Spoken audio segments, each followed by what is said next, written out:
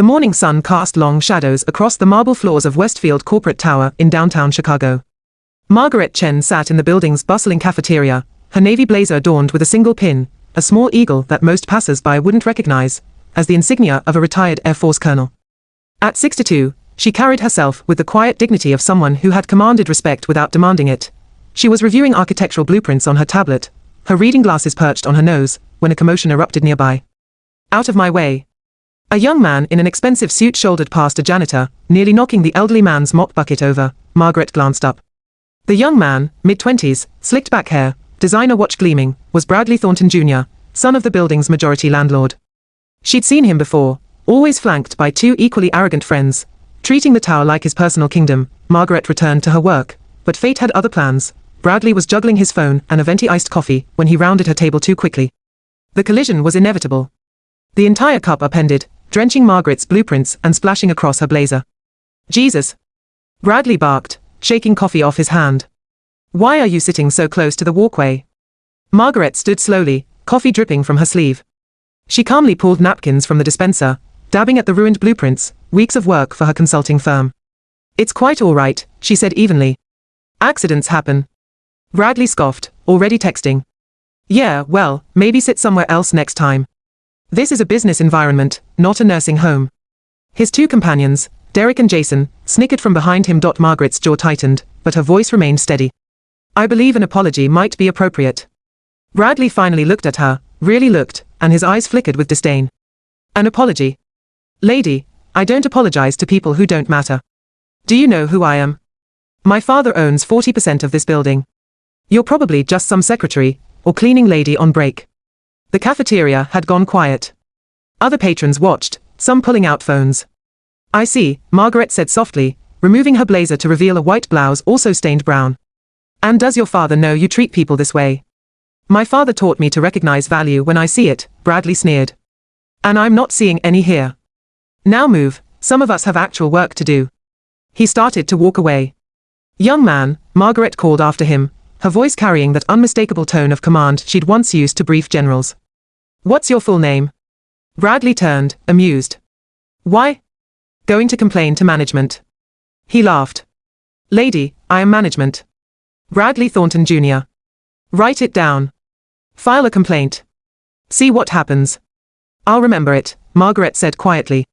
"Good. Maybe it'll give you something to do." He smirked at his friends. "Come on, let's get real coffee. This place is depressing." As they left, a younger woman approached Margaret with paper towels. "Are you okay?" "That was horrible." "I'm fine, dear. Thank you." Margaret gathered her soaked blueprints. The eagle pin on her ruined blazer caught the light. That evening, Margaret sat in her modest apartment, the one she'd chosen despite being able to afford far better. On her wall hung her military decorations, carefully framed, the Distinguished Service Medal, the Legion of Merit, the Bronze Star. 28 years of service, including commanding a strategic operations unit during 2 conflicts. She made a phone call. "David. It's Maggie Chen. Yes, it's been too long. Listen, I need a favor.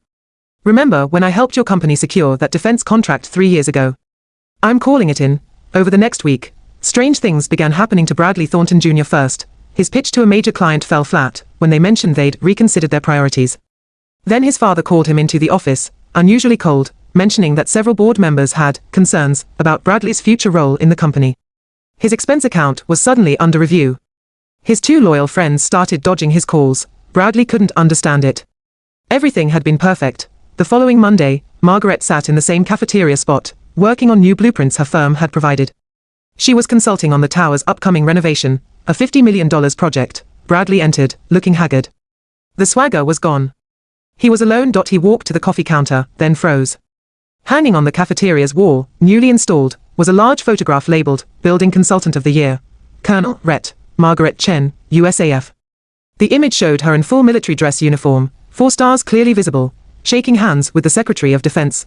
Bradley's face went white, his phone rang. His father. "Get to my office. Now."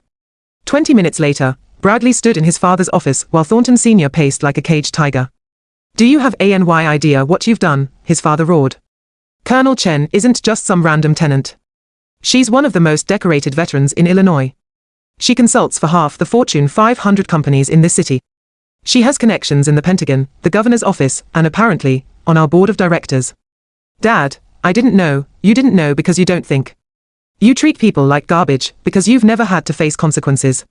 Thornton Sr. slammed his hand on the desk. 3 board members have called me. The Veterans Business Council is asking questions. Our military contracts are being reviewed. And Chen herself. She hasn't said a word. She hasn't filed a complaint. She hasn't asked for anything. Do you know why? Bradley shook his head, feeling sick. Because she doesn't have to. Her reputation does the talking. People I've done business with for 20 years are looking at Emmy differently now because of what you did. He pointed at the door. You're going to fix this. Today. Now. Or you can find another building to work in, and it won't be one of mine. Margaret was leaving the building that evening, carrying her briefcase, when she heard rapid footsteps behind her. Colonel Chen. Please, wait. She turned. Bradley stood there, breathing hard, looking nothing like the arrogant young man from the week before. His eyes were red, his tie loosened. Colonel Chen, I need to apologize. For everything. The coffee, the disrespect, the things I said. He swallowed hard. I was cruel and dismissive, and I had no right to treat you, or anyone, that way. Margaret studied him calmly. Go on. I've spent my whole life thinking my last name meant I could do whatever I wanted. That some people mattered and others didn't. He looked down. This week I learned what it feels like to be dismissed. To have people look through you like you're invisible. To realize your name doesn't mean anything without respect behind it. He met her eyes. I'm ashamed. And I'm sorry. Truly sorry. Margaret was quiet for a long moment. Mr. Thornton, do you know what I learned in 28 years of military service? No. I learned that rank and position are temporary. Character is permanent. I've commanded thousands of people, pilots, strategists, enlisted personnel. Some came from wealth, some from poverty. Some had degrees from Harvard, others barely finished high school. But the ones I respected most weren't the ones with the best credentials. She stepped closer. They were the ones who treated everyone with dignity, because they understood something fundamental. Every person you meet is fighting a battle you know nothing about. Every person deserves basic human respect. Bradley nodded, his throat tight. You humiliated me in front of dozens of people, Margaret continued. You assumed my worth based on nothing but your own arrogance. That kind of cruelty doesn't disappear with one apology. I know, he whispered. But I want to change. I need to change. Margaret considered him. She thought of the young airmen she'd mentored over the years, the ones who'd made mistakes and needed guidance. She thought of her own early career, when a wise sergeant had corrected her assumptions about enlisted personnel. Then change, she said simply. Not because you got caught. Not because your father is angry. Change because it's right. Treat the janitor with the same respect you'd give your father's business partners. Speak to the secretary the way you'd speak to a CEO. Judge people by their character, not their position. She paused. Do that, and you won't need to apologize to people like me. You won't be creating situations that require apologies. Yes, Bradley hesitated. Is there anything I can do to make this right? Margaret smiled slightly. There is, actually. The cafeteria's janitor, the man you nearly knocked over last week, his name is Robert Martinez. He's a veteran too. Army, Vietnam. He works here to supplement his pension. She handed Bradley a card. This is the Veterans Job Training Center I volunteer with. They are always underfunded. Make a donation in Robert's name. A substantial one. And next time you see Robert, thank him for his service. Bradley took the card with shaking hands. I will. I promise. Good. Margaret turned to leave, then looked back. Mr. Thornton. One more thing. Yes, Colonel. That pin you saw on my blazer, the eagle. I earned it commanding operations that saved lives. But I'm not more valuable than Robert, or the secretary in your father's office, or anyone else in this building. We all have worth. Remember that, and you might become someone worth respecting.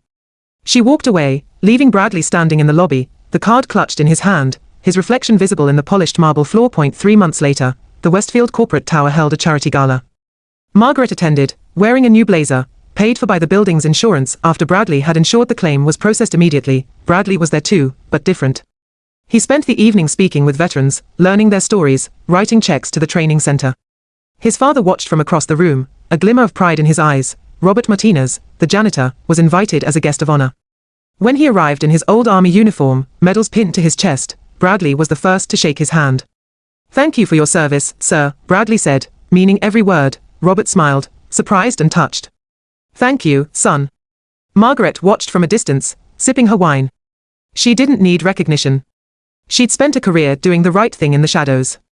But she felt satisfaction knowing that sometimes, just sometimes, the universe taught lessons to those who needed them most. A young woman approached her, an intern from one of the tenant companies.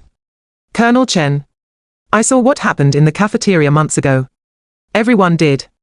I just wanted to say, thank you for handling it with such grace. You could have destroyed him, but you chose to teach him instead." Margaret smiled. Destroying people is easy. Building them up is harder. But it's always worth it. As the evening continued, Bradley caught Margaret's eye across the room. He raised his glass in a silent toast, not of equality, for he knew he still had much to learn, but of gratitude and respect. She nodded back, acknowledging his growth. The coffee stain had long since been cleaned away. But the lesson remained, permanently set, like a dye that changes color from within.